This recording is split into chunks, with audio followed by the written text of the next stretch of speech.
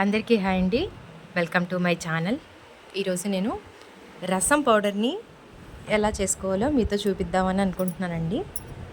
నేను రసం పౌడర్కి కందిపప్పు పావు కప్పు, ధనియాలు అరకప్పు, మిరియాలు 1 టీ స్పూన్ తీసుకున్నానండి, జీలకర్ర కొంచెం, మెంతులు 1 స్పూనున్నర తీసుకున్నానండి, అలాగే 1/2 కప్పు ఎండుమిర్చి, దాంతోపాటు 1 గుప్పెడు కరివేపాకండి. నేను ఈ స్పూన్తో తీసుకున్నానండి. మెంతులు, జీలకర్ర. ఫస్ట్ స్టవ్ ఆన్ చేసి మూకుడు పెట్టేసి దాంట్లోకి కందిపప్పు వేసుకోవాలండి. ఫస్ట్ లో ఫ్లేమ్లోనే ఇవన్నీ ఫ్రై చేసుకోవాలి. ఆయిల్ లేకుండా ఫ్రై చేసుకోవాలండి. మీరు ఎప్పుడైనా రసం పెట్టుకున్నా చాలా బాగుంటుంది. పౌడర్ సిమ్లో పెట్టి ఇలా చక్కగా ఫ్రై చేసుకోవాలి. ఫ్రై అయిపోయిందండి. ఇదే కలర్ చేంజ్ అయింది, చూసారు కదా. దీన్ని మనం ఒక ప్లేట్లోకి తీసేసుకుందాం. దాని తర్వాత 1/2 కప్ ధనియాలు వేసుకోవాలి. ధనియాల్ని కూడా ఇలాగే లో ఫ్లేమ్ మీద ఫ్రై చేసుకోవాలి.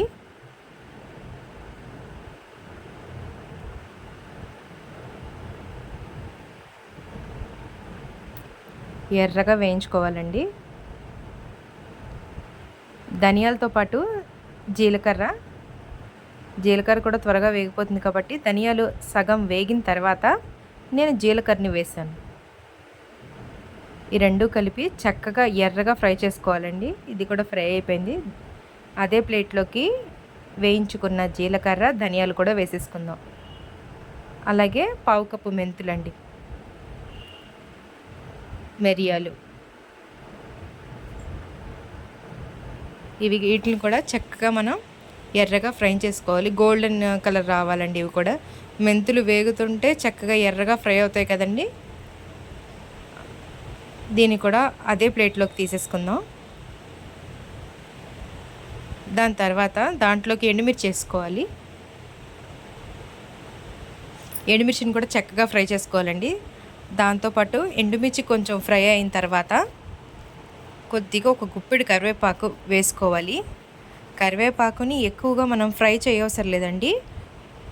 కొంచెం అలా ఆ వేడికి కరివేపాకు మగ్గిపోతుంది.